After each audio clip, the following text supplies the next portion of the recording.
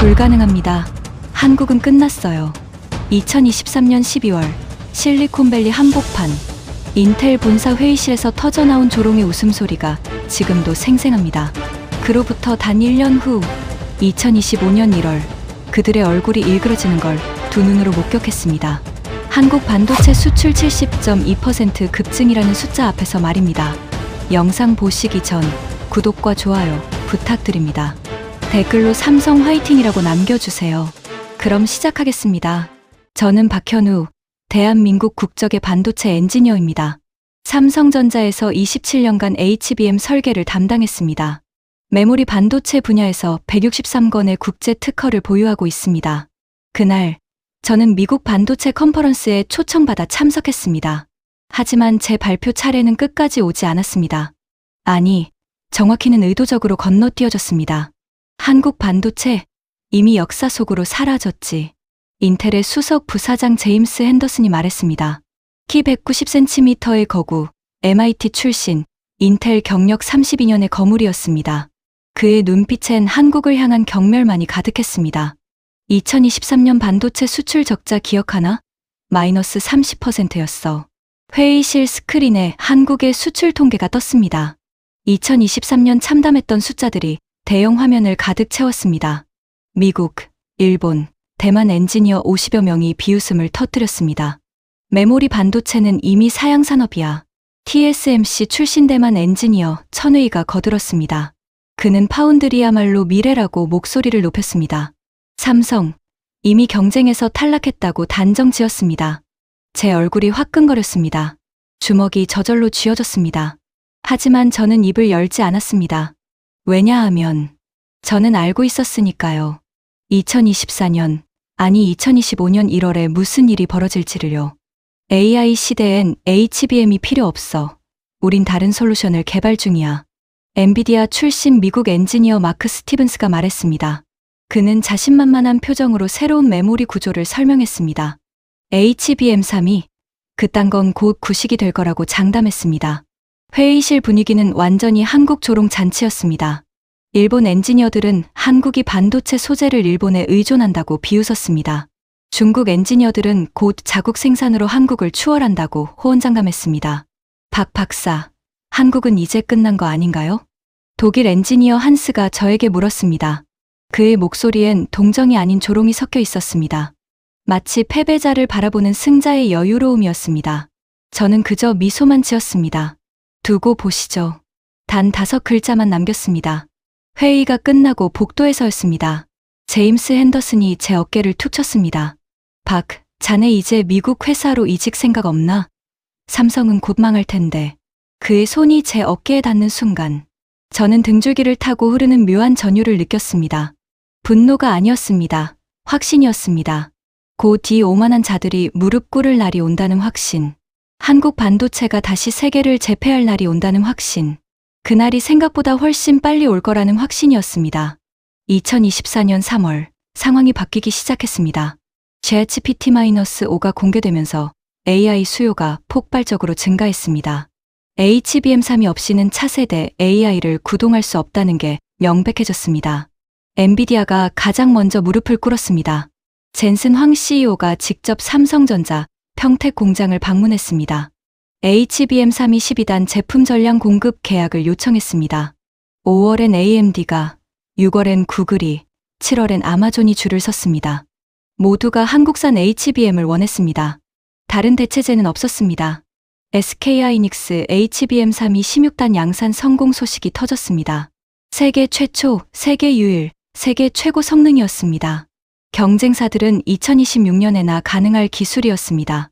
TSMC가 있는 대만은 파운드리에만 집중했다가 뒤늦게 후회했습니다. 마이크론이 있는 미국은 기술 격차를 좁히지 못했습니다. 일본은 여전히 소재만 팔 뿐 완제품 경쟁력은 없었습니다. 2024년 12월 수출 통계가 발표되기 시작했습니다.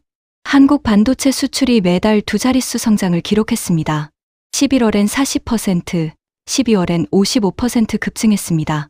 그리고 2025년 1월 1일부터 20일까지 단 20일 만에 반도체 수출 70.2% 폭증이라는 경이로운 수치가 나왔습니다.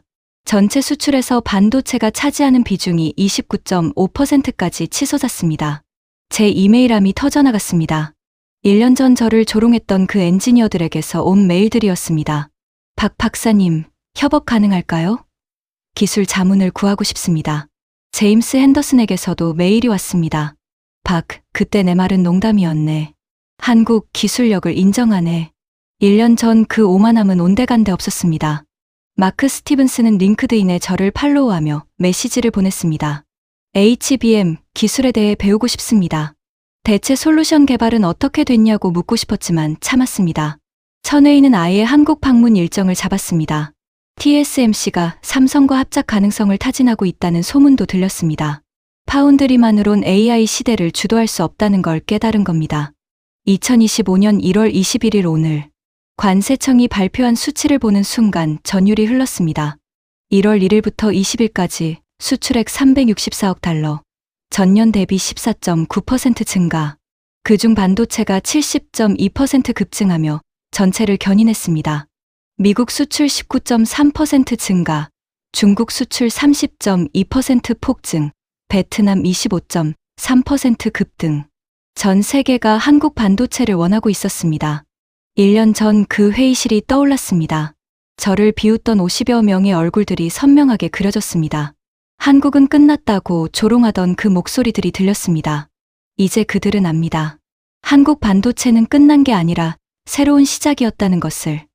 AI 혁명의 심장부에 대한민국이 우뚝 서 있다는 것을. 오늘도 평택항에는 수출용 컨테이너가 산더미처럼 쌓여 있습니다. 그 안에는 세계 최고 기술력의 HBM3가 빼곡히 들어 있습니다. 반도체 슈퍼사이클의 중심에 대한민국이 있습니다. 그로부터 3주 후 축배를 들기엔 너무 이른 아침이었습니다. 2025년 2월 14일 엔비디아 본사에서 긴급 성명이 발표됐습니다. 차세대 AI 칩 H200의 양산이 전면 중단됐습니다. 제 휴대폰이 미친 듯이 진동하기 시작했습니다. 업계 관계자들의 메시지가 폭포수처럼 쏟아졌습니다. 박 박사님, 이거 진짜입니까? 대체 무슨 일이 벌어진 겁니까? CNN 속보가 화면을 가득 채웠습니다. 엔비디아 H200 칩, 열 관리 문제로 양산 실패, AI 산업 전체가 위기에 직면했습니다. 문제는 HBM이 아니라 칩 자체의 설계 결함이었습니다. 5나노미터 공정에서 발열량이 예상치를 300% 초과했습니다. 냉각 시스템을 아무리 강화해도 90도를 넘어서는 순간 칩이 멈췄습니다. 젠슨 황이 직접 기자회견에 나섰습니다. 그의 눈가엔 다크서클이 짙게 드리워져 있었습니다. 우리는 지금 해결책을 찾기 위해 최선을 다하고 있습니다. 하지만 그의 목소리엔 확신이 없었습니다. 손은 미세하게 떨리고 있었고 이마엔 땀방울이 맺혀 있었습니다. 전 세계 AI 기업들이 패닉에 빠졌습니다. 오픈AI는 GPT-5 개발 일정을 전면 재검토한다고 발표했습니다. 구글 딥마인드는 차세대 모델 훈련을 무기한 연기했습니다. 테슬라는 FSD 업그레이드 계획을 백지화했습니다. 3월 2일, 더 충격적인 소식이 터졌습니다. TSMC가 2나노미터 공정 개발에 실패했다는 내부 문서가 유출됐습니다. 대만 타이베이 본사는 그야말로 아비규환이었습니다. 천회의가 제게 전화를 걸어왔습니다. 현우, 우리가 완전히 잘못 계산했어. 그의 목소리는 완전히 가라앉아 있었습니다. EUV 노광 공정에서 패턴 붕괴 현상이 발생했어요. 0.5 마이크로미터 오차만 나와도 전체 회로가 작동을 멈춥니다. 3년간 투입한 120억 달러가 물거품이 됐어요. 천회의는 말을 잇지 못하고 헛기침을 했습니다. 전화기 너머로 그가 책상을 주먹으로 내리치는 소리가 들렸습니다. 제발 한국 기술진과 연결해 줄 수 있겠어요? 제임스 핸더슨도 같은 날 연락을 해왔습니다. 박, 우리 인텔도 막다른 골목에 몰렸네. 1년 전 그 오만함은 흔적도 없이 사라져 있었습니다. 18A 공정이 완전히 실패했어. 수율이 12%밖에 안 나와. 이대로면 인텔은 파운드리 사업을 접어야 할지도 모르겠네. 그의 목소리엔 절박함이 묻어나왔습니다. 마크 스티븐스는 링크드인 메시지로 장문의 글을 보냈습니다. 박 박사님, 저는 제 오만함을 인정합니다. 한국 없이는 AI 혁명이 불가능하다는 걸 깨달았습니다. 한스는 독일에서 직접 한국으로 날아왔습니다. 인천공항 게이트를 빠져나온 그의 안색은 좋지 않았습니다. 박 박사님, 5분만. 아니, 3분만 시간을 내주십시오. 우리는 공항 라운지 구석 자리에 마주 앉았습니다. 한스는 손을 떨며 태블릿 PC를 꺼내 보여줬습니다. 지멘스와 인피니언이 공동 개발하던 AI 칩입니다. 화면에는 참혹한 테스트 결과가 가득했습니다. 전력 효율이 한국 제품의 40% 수준밖에 안 나옵니다. 삼성 HBM32와 결합했을 때만 정상 작동했습니다. 한스의 눈가가 붉어졌습니다. 독일 정부가 300억 유로를 투자했지만 결국 실패했습니다. 한국 기술 없이는 한 발짝도 나아갈 수 없었습니다. 3월 15일 백악관에서 긴급 화상회의가 소집됐습니다. 미국 상무부 장관이 직접 주재하는 자리였습니다. 현재 미국 AI 산업은 심각한 위기에 처해 있습니다. 화면 속 장관의 표정은 극도로 경직돼 있었습니다. 엔비디아, 인텔, AMD 모두 차세대 칩 개발에 실패했습니다. 이대로라면 중국에게 기술 패권을 내줄 수 있습니다. 그때였습니다. 국가안보회의 참석자 중 한 명이 조심스럽게 입을 열었습니다. 한국의 협력을 요청하는 건 어떻습니까? 회의실이 순간 정적에 휩싸였습니다. 몇몇 참석자들의 표정이 굳어졌습니다. 한국 따위가 이 문제를 해결할 수 있을 것 같습니까? 국방부 차관이 비웃듯 말했습니다. 우리 MIT 연구진도 못 푼 문제를 한국이 풀 수 있다고요? 그건 미국의 자존심을 버리자는 소리입니다. 하지만 상무부 장관은 달랐습니다. 그는 최근 6개월간의 반도체 수출 통계를 면밀히 검토했습니다. 한국 반도체가 70.2% 급증한 이유를 정확히 파악하고 있었습니다. 여러분, 자존심보다 현실을 봐야 합니다. 장관이 단호하게 말했습니다. 지금 한국은 HBM 시장의 92%를 장악하고 있습니다. 엔비디아 H100 칩에 들어가는 HBM3는 100% 한국산입니다. 구글 TPU도 아마존 AI 칩도 모두 한국 메모리를 사용합니다. 이건 선택의 문제가 아니라 생존의 문제입니다. 회의실 분위기가 조금씩 바뀌기 시작했습니다. 하지만 여전히 회의적인 시선들이 남아 있었습니다. 그래도 한국이 미국을 도울 이유가 있습니까? 장관이 씁쓸하게 웃었습니다. 1년 전 우리가 한국을 어떻게 대했는지 기억하십니까? 칩스법으로 압박하고 중국 수출을 제재했습니다. 솔직히 한국이 우리를 외면해도 할 말이 없습니다. 그의 목소리에 자책감이 묻어났습니다. 하지만 시도는 해봐야 합니다. 다른 방법이 없으니까요. 그날 밤, 제게 미국 대사관에서 공식 면담 요청이 들어왔습니다. 주한 미국 대사가 직접 판교 삼성전자 R&D 센터를 방문했습니다. 그는 제 연구실 문을 노크하며 깊게 고개를 숙였습니다. 박 박사님, 미국이 한국에 도움이 필요합니다. 대사의 목소리는 진지했습니다. 1년 전과는 완전히 다른 태도였습니다. 저는 창밖을 바라봤습니다. 평택항에 쌓인 컨테이너들이 아른거렸습니다. 그 안에 HBM 칩들이 지금 전 세계로 향하고 있었습니다. 대사님, 1년 전 샌프란시스코 회의실을 기억하십니까? 저는 천천히 입을 열었습니다. 그때 한국은 끝났다고들 했죠. 대사의 표정이 침통해졌습니다. 그는 아무 말도 하지 못한 채 고개만 떨궜습니다. 그때 한국이 손을 내밀었습니다. 3월 말, 그로부터 약 2주 후, 저는 인천공항 입국장에 서 있었습니다. 제임스 핸더슨과 미국 대표단 12명이 함께였습니다. 제임스는 여전히 불편한 기색을 감추지 못했습니다. 이 여행이 시간 낭비가 아니길 바라겠습니다. 박 박사. 그의 말투에는 여전히 미세한 우월감이 배어 있었습니다. 저는 대답 대신 미소만 지어 보였습니다. 공항을 빠져나오는 순간 제임스의 걸음이 멈췄습니다. 거대한 LED 스크린에 실시간 수출 데이터가 떠올랐습니다. 현재 수출액 364억 달러, 반도체 70.2% 급증. 이건 실시간 데이터입니까? 제임스가 놀란 목소리로 물었습니다. 네, 관세청이 매일 업데이트합니다. 저는 태연하게 답했습니다. 70%가 증가했다고요? 천회의가 스크린에 다가가며 중얼거렸습니다. TSMC는 작년에 12% 성장했는데 그의 목소리가 점점 작아졌습니다. 마크 스티븐스는 휴대폰으로 화면을 찍기 시작했습니다. 한스는 그저 멍하니 숫자들을 바라봤습니다. 평택항으로 가는 고속도로에서 제임스가 창밖을 응시했습니다. 밤 10시가 넘었는데도 트럭들이 쉬지 않고 달렸습니다. 저 트럭들이 모두 반도체를 실은 겁니까? 대부분은 그렇습니다. 저는 담담하게 답했습니다. 하루 평균 25억 달러어치가 이 길을 통해 나갑니다. 제임스의 안색이 변했습니다. 그는 계산기를 꺼내 뭔가를 두드리기 시작했습니다. 한 달이면 750억 달러?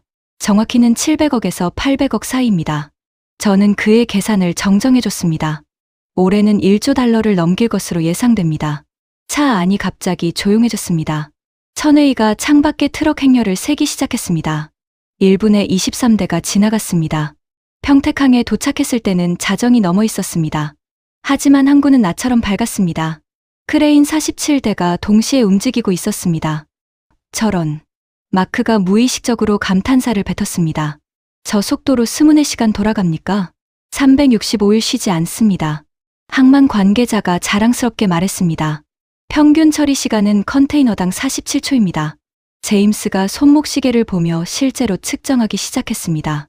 한 컨테이너가 크레인에 걸려 선박으로 옮겨졌습니다. 정확히 44초가 걸렸습니다. 세계 최고 기록이 52초인데 한스가 충격받은 목소리로 말했습니다. 어떻게 이게 가능합니까? 훈련입니다. 관계자가 담담하게 답했습니다. 우리 크레인 기사들은 평균 경력 14년입니다. 그리고 AI 최적화 시스템이 모든 동선을 0.1초 단위로 계산합니다. 그의 설명에 미국 대표단은 말문이 막혔습니다. 제임스의 손에 든 시계가 미세하게 흔들렸습니다. 다음 날 아침, 우리는 판교 삼성전자 R&D 센터로 향했습니다. 엘리베이터에서 15층으로 올라가는 동안 제임스는 계속 시계를 봤습니다. 아침 7시 30분이었습니다. 문이 열리자 그의 눈이 커졌습니다. 이미 327명의 엔지니어들이 자리에 앉아 일하고 있었습니다. 컴퓨터 화면들이 일제히 빛나고 있었습니다. 이 사람들, 몇 시에 출근합니까? 천웨이가 놀란 목소리로 물었습니다.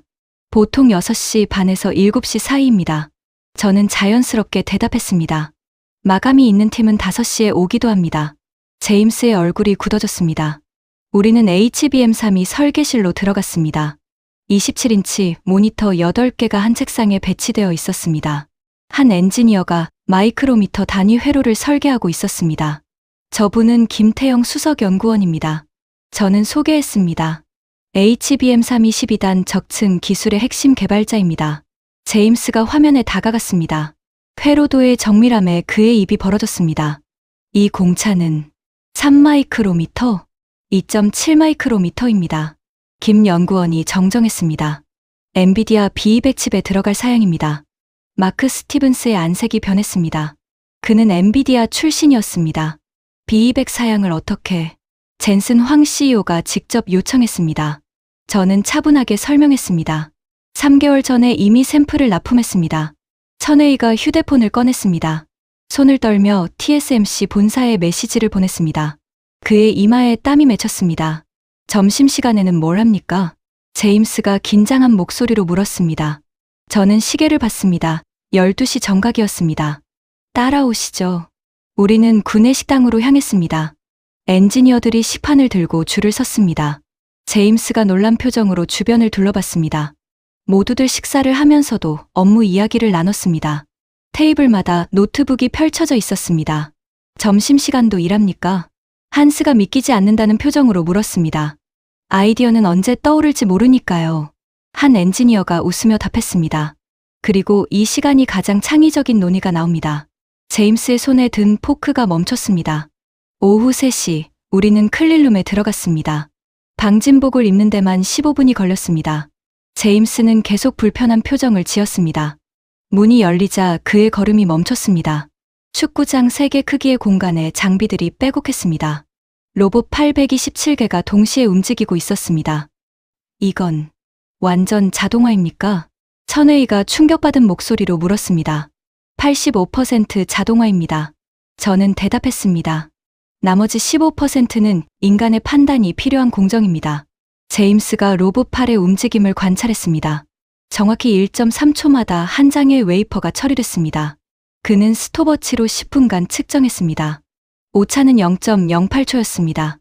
이 정밀도는 제임스가 말끝을 흐렸습니다. 그의 얼굴에서 오만함이 완전히 사라졌습니다. 저녁 7시가 되었습니다. 하지만 연구실의 불은 여전히 환했습니다. 오히려 엔지니어 수가 더 많아진 것 같았습니다. 이 사람들은 집에 안 갑니까? 마크가 믿을 수 없다는 표정으로 물었습니다. 중요한 프로젝트 마감이 있으면 밤샘도 합니다. 저는 태연하게 답했습니다. 작년에 HBM3이 개발할 때는 67일 연속 야근했습니다. 제임스의 얼굴이 일그러졌습니다. 그날 밤 호텔로 돌아온 제임스는 방에 틀어박혔습니다. 저는 복도를 지나가다 그의 방문 틈새로 빛이 새는 걸 봤습니다. 새벽 3시였는데도 불이 켜져 있었습니다. 다음 날 아침, 제임스의 눈은 충혈되어 있었습니다. 그는 밤새 한국 반도체 산업 보고서를 읽은 것 같았습니다. 손에 든 서류가 구겨져 있었습니다. 박 박사, 그가 지친 목소리로 말했습니다. 우리가 정말 이길 수 있습니까? 저는 그의 눈을 똑바로 바라봤습니다. 그 눈에서 처음으로 두려움을 봤습니다. 오만함은 완전히 사라져 있었습니다. 그건 제가 답할 문제가 아닙니다. 저는 조용히 말했습니다. 하지만 한 가지는 확실합니다. 제임스가 긴장한 표정으로 저를 바라봤습니다. 천웨이와 마크, 한스도 모두 귀를 기울였습니다. 저는 창밖 판교 테크노밸리를 가리켰습니다. 저기 있는 엔지니어 43,000명이 지금 이 순간에도 일하고 있습니다. 제 목소리는 차분했지만 단호했습니다. 그들을 이기려면 똑같이 해야 합니다. 제임스의 다리에서 힘이 빠졌습니다. 그는 의자에 주저앉으며 머리를 감싸 쥐었습니다. 그의 어깨가 미세하게 떨리고 있었습니다. 창밖으로 아침 해가 떠올랐습니다. 평택항의 크레인들이 다시 움직이기 시작했습니다. 한국의 하루가 또 시작되고 있었습니다. 그날 오후 저희는 평택 삼성 반도체 공장을 방문했습니다. 세계 최대 규모의 HBM 생산 라인이었습니다. 제임스는 클린룸 앞에서 완전히 얼어붙었습니다. 저게 전부 HBM 라인입니까? 그의 목소리가 갈라졌습니다. 축구장 27개 크기입니다. 저는 담담하게 답했습니다. 제임스의 손에서 태블릿이 미끄러져 떨어질 뻔했습니다. 천웨이가 황급히 받쳐줬습니다. 클린룸 안으로 들어가자 장관이 펼쳐졌습니다. 초정밀 적층 장비 143대가 일렬로 서 있었습니다. 각 장비마다 12층 HBM을 초당 0.3개씩 생산하고 있었습니다. 불량률이 얼마입니까? 한스가 떨리는 목소리로 물었습니다. 0.05%입니다. 제 답변에 한스의 안색이 변했습니다. 그는 자기 나라 인피니언의 불량률이 2.3%라는 걸 알고 있었습니다. 무려 46배 차이였습니다. 제임스가 한 장비 앞에 멈춰 섰습니다. 12층짜리 HBM 칩이 조립되는 과정이었습니다. 각 층 사이 간격은 정확히 30 마이크로미터였습니다. 이 정밀도를 어떻게 유지합니까? 제임스가 손을 떨며 장비를 가리켰습니다. 실시간 나노 스캐닝 시스템입니다. 저는 모니터를 켰습니다. 1마이크로미터 단위로 측정되는 데이터가 쏟아졌습니다. AI가 초당 870만 번 보정 계산을 하고 있었습니다. 믿기 힘들군요. 마크가 중얼거렸습니다. 그의 이마에 땀이 맺혔습니다. 바로 그때 긴급 알람이 울렸습니다. 모든 엔지니어가 한 장비로 달려갔습니다. 단 3초 만에 17명이 직결했습니다. 무슨 일입니까? 제임스가 다급하게 물었습니다. 5마이크로미터 오차가 감지됐습니다. 엔지니어 한 명이 차분하게 답했습니다. 제임스의 입이 벌어졌습니다. 그 정도 오차를 잡으려고요? HBM은 10마이크로미터만 틀어져도 불량입니다. 저는 냉정하게 설명했습니다. 제임스는 아무 말도 하지 못했습니다. 6분 후 문제가 해결됐습니다. 엔지니어들이 다시 각자 위치로 돌아갔습니다. 전체 생산 라인은 단 1초도 멈추지 않았습니다. 저들은 기계 같습니다. 천웨이가 경악한 표정으로 물었습니다. 아닙니다. 한국 엔지니어입니다.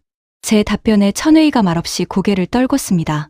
그는 TSMC에서 15년간 일했지만 이런 광경은 처음이었습니다. 그의 손이 주먹을 쥐었다 폈다를 반복했습니다. 우리는 품질 관리실로 이동했습니다. 거대한 스크린에 실시간 데이터가 표시되고 있었습니다. 현재 가동 중인 HBM 생산량이 초당 업데이트됐습니다. 하루 생산량이 몇 개입니까? 마크가 떨리는 목소리로 물었습니다. 47만 3천 개입니다. 제 답변에 마크의 다리에서 힘이 빠졌습니다. 그는 의자를 잡고 겨우 중심을 잡았습니다. 엔비디아 전체 HBM 수요량이 하루 23만 개였습니다. 이게 한국만의 생산량입니까? 한스가 믿을 수 없다는 표정으로 물었습니다. 평택 공장만의 생산량입니다. 저는 다른 모니터를 가리켰습니다. 화성 공장은 하루 39만 개, 용인 공장은 31만 개입니다. 한스가 그 자리에 주저앉았습니다. 제임스는 벽에 기댄 채 아무 말도 하지 못했습니다. 그의 안색은 완전히 잃어버렸습니다. 손에 쥔 메모장이 바닥으로 떨어졌습니다. 바로 그때 누군가의 전화벨이 울렸습니다. 마크가 황급히 전화를 받았습니다. 예, 황 회장님. 그의 표정이 순식간에 굳어졌습니다. 전화기를 쥔 손이 심하게 떨렸습니다. 네, 알겠습니다. 전화를 끄는 마크가 휘청거렸습니다. 젠슨 황 회장님께서 직접 한국에 오십니다. 제임스가 벌떡 일어났습니다. 언제요? 제임스의 목소리가 떨렸습니다. 내일 새벽 전용기로 출발하신답니다. 마크가 고개를 떨구며 말했습니다. 제임스의 얼굴에서 마지막 남은 자존심이 사라졌습니다. 그는 무너진 표정으로 창밖을 바라봤습니다. 창밖으로 평택항이 보였습니다. 컨테이너를 가득 실은 화물선 23척이 출항을 기다리고 있었습니다. 모두 반도체를 싣고 미국으로 향할 배들이었습니다. 박 박사님, 제임스가 쉰 목소리로 말했습니다. 제가 완전히 틀렸습니다. 그의 눈가가 붉어졌습니다. 32년 경력의 MIT 출신 엔지니어가 무너지는 순간이었습니다. 제임스는 그 자리에서 말없이 고개를 숙였습니다. 미국은 이미 졌습니다. 그의 목소리가 갈라졌습니다. 천회의와 한스도 함께 고개를 숙였습니다. 저는 그들을 내려다보며 조용히 말했습니다. 제가 처음에 말씀드렸습니다. 한국을 절대 얕보지 말라고. 바로 그 순간 제 핸드폰에 속보가 떴습니다. 인텔 차세대 HBM 개발 실패, 주가 17% 폭락. 저는 화면을 제임스에게 보여줬습니다. 제임스의 손이 격렬하게 떨렸습니다. 이게 같은 시각에 그는 말을 잇지 못했습니다. 인텔의 실패 뉴스가 계속 업데이트됐습니다. 5년 투자한 300억 달러 프로젝트 전면 중단. 기술 격차 최소 7년 이상으로 추정. 마크가 핸드폰을 바닥에 떨어뜨렸습니다. 화면이 산산조각 났습니다. 그는 두 손으로 얼굴을 감싸 쥐었습니다. 천회의는 벽에 등을 기댄 채 주저앉았습니다. 한스는 창밖만 멍하니 바라봤습니다. 4명 모두 완전히 무너져 있었습니다. 저는 창밖을 바라봤습니다. 평택 공장의 불빛이 온 세상을 밝히고 있었습니다. 밤이 되어도 저 불빛은 절대 꺼지지 않을 것이었습니다. 일어나십시오. 저는 차분하게 말했습니다. 제임스가 천천히 고개를 들었습니다. 한국은 여러분의 적이 아닙니다. 저는 그의 눈을 똑바로 바라봤습니다. 우리는 함께 성장할 파트너입니다. 제임스의 눈에서 눈물이 흘러내렸습니다. 그는 떨리는 손으로 제 손을 잡았습니다. 감사합니다. 정말 감사합니다. 그날 밤, 네 사람은 호텔로 돌아가지 않았습니다. 그들은 삼성 엔지니어들과 함께 밤을 새우며 공부했습니다. 오만함은 완전히 사라지고 배움의 자세만 남았습니다. 새벽 5시, 저는 공장 옥상에 올라갔습니다. 평택항에서 첫 번째 화물선이 출항하고 있었습니다. 한국산 HBM을 싣고 태평양을 건너갈 배였습니다. 제 핸드폰이 울렸습니다. 1월 반도체 수출 70.2% 급증. HBM 수출만 전년 대비 340% 폭증. 저는 미소를 지으며 화면을 껐습니다. 동쪽 하늘이 붉게 물들기 시작했습니다. 대한민국의 새로운 아침이 밝아오고 있었습니다. 3일 후, 저는 인천공항에 도착했습니다. 수화물을 찾는 동안 핸드폰을 켰습니다. 메시지가 쏟아져 들어왔습니다. 제임스로부터 온 이메일이 먼저 눈에 들어왔습니다. 박 박사님, 어제 본사 이사회에서 발표했습니다. 앞으로 모든 HBM은 한국에서 공급받기로 결정했습니다. 천회의의 메시지도 있었습니다. 대만 정부에 보고서를 제출했습니다. 한국과의 기술 격차가 최소 5년이라고 썼습니다. 마크는 더 솔직했습니다.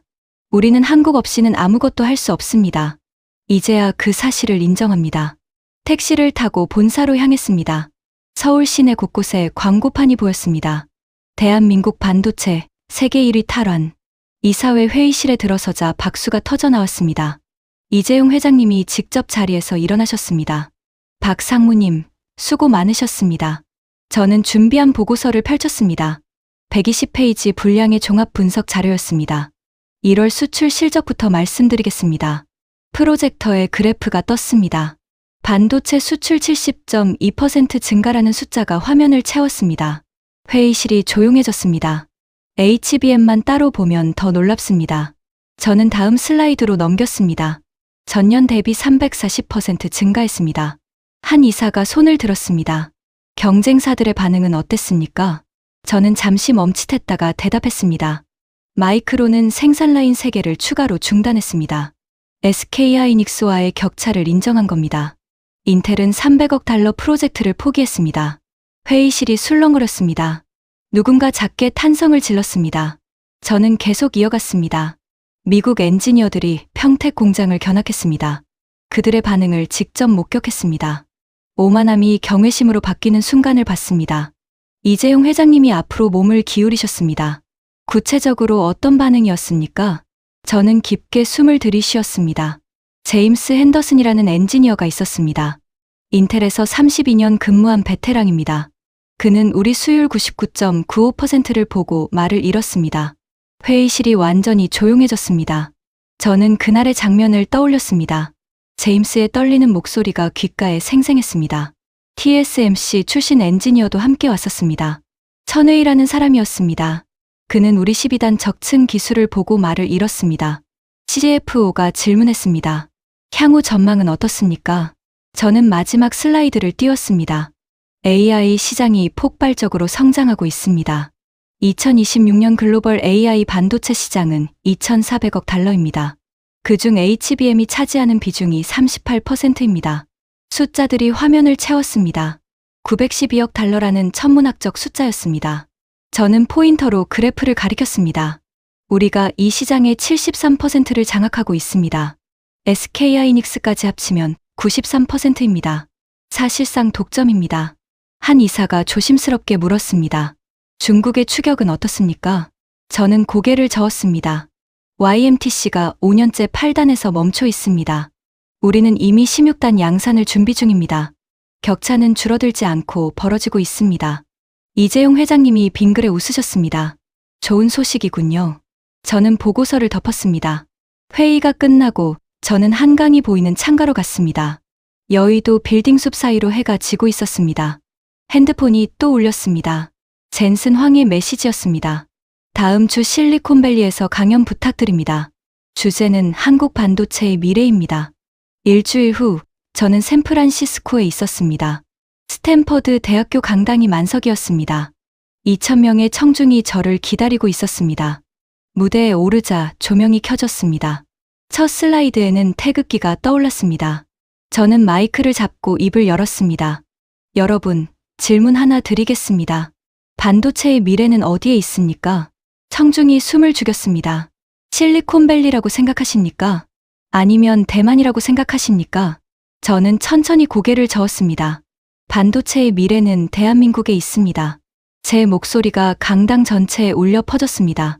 어떤 청중도 움직이지 않았습니다.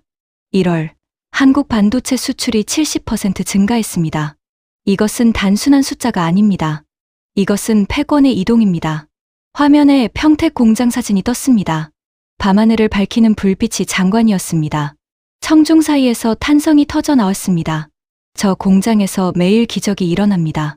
99.95%라는 불가능한 수율이 현실이 됩니다. 12단, 16단, 그리고 곧 24단이 나올 것입니다. 제임스가 앞줄에 앉아 있었습니다. 그는 눈물을 닦으며 고개를 끄덕였습니다. 천웨이도 그 옆에서 박수를 쳤습니다. 한국은 기다리지 않습니다. 저는 목소리를 높였습니다. 한국은 미래를 만들어 갑니다. 화면이 바뀌었습니다. AI 데이터 센터들이 차례로 나타났습니다. 구글, 아마존, 메타, 마이크로소프트. 이 모든 곳에 한국산 HBM이 들어갑니다. 챗GPT가 한국 반도체로 돌아갑니다. 여러분이 쓰는 AI가 모두 한국 기술입니다. 청중이 웅성거렸습니다. 누군가 크게 박수를 쳤습니다. 곧 강당 전체가 박수로 가득 찼습니다. 세계는 이제 알아야 합니다. 저는 마지막 슬라이드를 띄웠습니다. 태극기가 다시 한번 화면을 채웠습니다. 반도체의 표준은 한국입니다. AI의 심장은 한국에서 뛰고 있습니다. 미래의 중심은 대한민국입니다. 강당이 기립박수로 뒤덮였습니다. 2,000명이 모두 일어나 박수를 쳤습니다. 젠슨 황이 무대로 뛰어 올라왔습니다. 그는 저를 꽉 껴안았습니다. 한국이 없었다면 엔비디아도 없었습니다. 그의 목소리가 떨렸습니다. 강연이 끝나고 호텔로 돌아왔습니다. 샌프란시스코 야경이 창밖으로 펼쳐졌습니다. 하지만 제 눈에는 한강이 보였습니다. 핸드폰을 켜자 뉴스 알림이 떴습니다. 2월 반도체 수출 전망 80% 증가 예상. HBM 수주 잔고 2년치 돌파. 저는 창가에 서서 동쪽을 바라봤습니다. 태평양 너머 대한민국이 있었습니다. 그곳에서는 지금도 공장이 돌아가고 있을 것입니다. 불량률 0.03%에 도전하는 엔지니어들, 16단을 넘어 24단을 꿈꾸는 연구원들, 잠들지 않는 대한민국의 심장. 저는 작게 중얼거렸습니다. 이제 시작입니다. 세계는 곧 알게 될 것입니다. 대한민국이 만드는 미래를, 한국이 쓰는 새로운 역사를, 우리가 열어가는 반도체 시대를. 동쪽 하늘이 붉게 물들고 있었습니다. 지구 반대편 한국에서는 해가 지고 있겠지만 여기 샌프란시스코에서는 새로운 아침이었습니다. 대한민국의 아침은 이제 전 세계의 아침입니다. 한국의 기술이 곧 세계의 표준입니다. 그리고 그 중심에 태극기가 휘날리고 있습니다.